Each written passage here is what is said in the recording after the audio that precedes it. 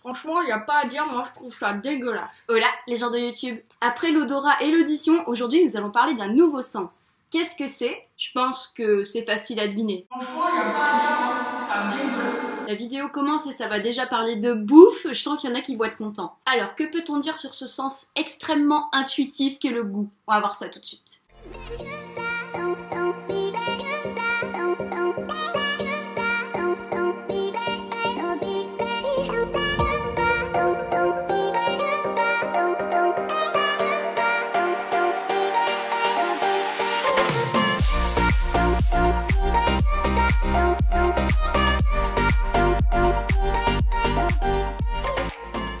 La première chose à savoir sur le goût, c'est que déjà c'est un sens qui est très présent chez les animaux. Faut savoir que pour tout type d'animaux, il y a des aliments qui sont toxiques et d'autres qui sont bons à manger. Et donc l'animal, pour savoir quel aliment est bon pour lui et qu'est-ce qui n'est pas bon, il va se servir à la fois de son odorat et de son goût. C'est important pour l'animal, d'autant plus que certains animaux, je pense notamment aux chevaux, ne peuvent pas revomir leur nourriture. Ils sont obligés de l'avaler parce qu'ils ne peuvent pas vomir. Et donc du coup, il est toujours bon pour l'animal de savoir ce qui est bon pour lui et ce qui ne l'est pas, au risque sinon de manger quelque chose de toxique pour lui. Chez l'être humain, c'est une capacité qui s'est un petit peu modifiée, en ce sens qu'on est toujours capable de faire le lien entre l'odorat et le goût. Suffit de voir quand on est enrhumé, on dit « Ah, je sens plus le goût des aliments », ça vient de là. Mais surtout, la grosse différence avec l'animal, c'est que quand on mange un aliment et qu'on dit « Ah, c'est trop bon », bah ça vient pas du fait que c'est bon fondamentalement pour nous, mais c'est juste que c'est bon au goût. Alors, il y a des choses qui sont très bonnes au goût, qui sont effectivement très bonnes pour nous, mais il y a des choses qui au contraire sont très bonnes au goût et sont pas vraiment très très bonnes pour nous. Je pense par exemple aux gâteaux, aux Mars, aux Twix, enfin à tout ce que vous voulez, les trucs de chez McDo, enfin voilà, on est d'accord que quand on les mange, c'est un peu addictif quand même. Après, est-ce que c'est bon pour notre organisme? J'en suis pas si sûre. Je vous disais tout à l'heure que l'odorat sert énormément à savoir les choses qui sont bonnes pour nous et celles qui ne le sont pas.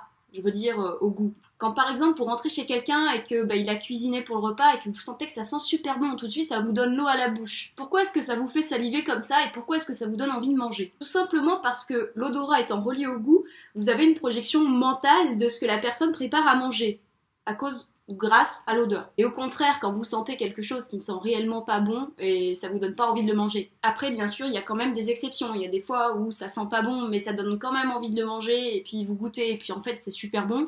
Et à l'inverse, ça sent super bon, mais une fois que vous l'avez goûté, finalement, vous en avez pas envie. De ce qu'on sait, en plus, dans le goût, on va dire qu'il y en a 4 ou 5, on va même dire, différents. On a le goût sucré, le goût salé, le goût acide et le goût amer. Et on a aussi ce qu'on va appeler un 5e goût en japonais qui est le goût umami. On va le qualifier ce goût umami de goût savoureux. De source plus ou moins sûre, le umami c'est en réalité un acide aminé, le glutamate, que l'on retrouve dans certaines viandes, certains poissons et même certains aliments de manière générale. C'est un peu proche du sucré si vous voulez. En réalité, je pense qu'on ne sait pas exactement à quel goût l'associer, mais on peut dire que c'est un goût qui est savoureux. Tout simplement. Est-ce qu'on peut considérer que le goût épicé est aussi un goût? Il n'est pas répertorié?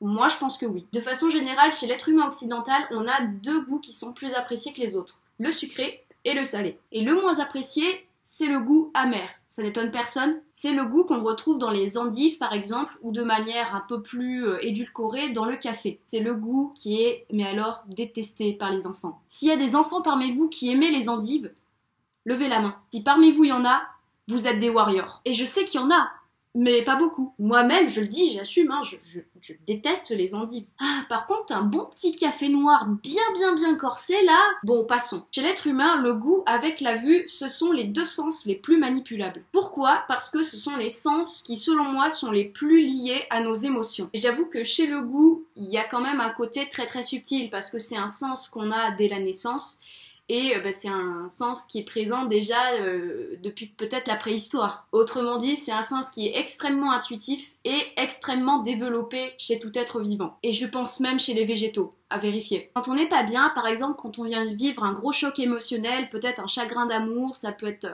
Enfin bref, un gros chagrin émotionnel, un gros choc, on est beaucoup plus enclin à manger du sucre. Pourquoi? Parce que ça vient combler ce manque émotionnel, ce vide qu'on a à l'intérieur de nous. Et le problème, entre guillemets, du sucre, quand on en mange beaucoup, je parle vraiment des sucres rapides, pas forcément des sucres qu'on trouve dans les féculents, enfin les sucres lents, vous m'avez comprise, c'est que c'est très addictif.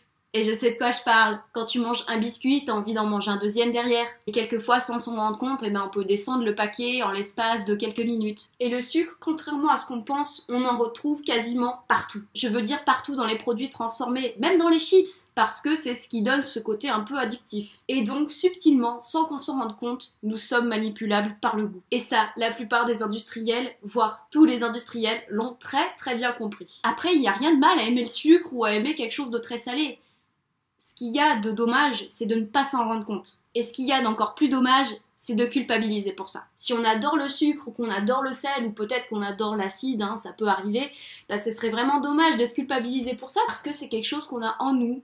Et le fait de culpabiliser comme ça changera rien au fait que c'est inné et qu'on en a besoin. Et ça, c'est quelque chose que je ne dis qu'aux élites, mais quand on culpabilise, on a tendance après à avoir encore plus besoin de se remplir. Donc si vous aimez le sucre, assumez-le. Avant de finir cette vidéo, j'aimerais savoir, est-ce que vous êtes plutôt team sucre, team sel, team amer, pourquoi pas, team acide, team umami?